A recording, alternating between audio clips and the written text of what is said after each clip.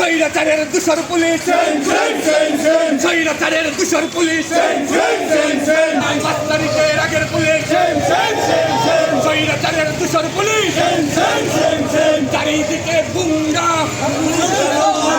Police কেন আন্ডা, চারিদিকে গুন্ডা, 1 তারিখের আগের পুলিশ, স্বৈরাচারের দূষর পুলিশ, চারিদিকে গুন্ডা, পুলিশ কেন আন্ডা, 5 তারিখের আগের পুলিশ, স্বৈরাচারের দূষর পুলিশ।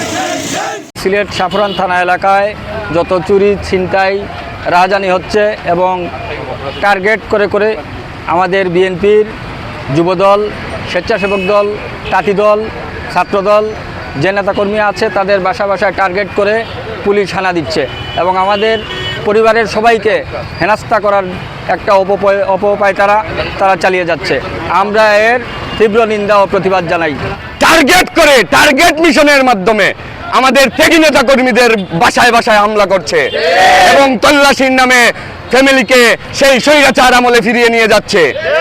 আমরা প্রতীয়মান লক্ষ্য করছি যে এই ফ্যাসিস্ট চলে গেলেও তাদের দোসরদেরকে রেখে গেছে। হয়তো তারা পোশাক পাল্টেছে, তাদের স্বভাব আগেরটাই রয়েছে। আমরা তাদের স্মরণ করে দিতে চাই, এই বাংলার মানুষ তোমাদের আম্মাকে এই দেশ থেকে বিতাড়িত করেছে।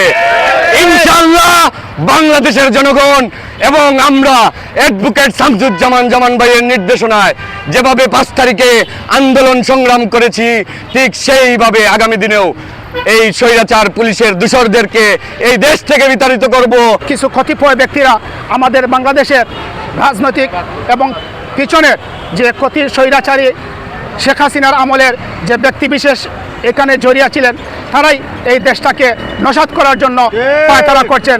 পাশাপাশি আমি উদারত আহ্বান জানাবো বর্তমান সিলেটের আইজিপিকে, আপনার প্রশাসনকে, আপনাদের প্রশাসনকে একটু সুনজরে দেখার জন্য চোরা কারবারি, রাহাজানি, ছিনতাই যে হারে সিলেটে বাইরেছে এগুলা থেকে মুক্তি পাওয়ার জন্য আমি আহ্বান জানাচ্ছি।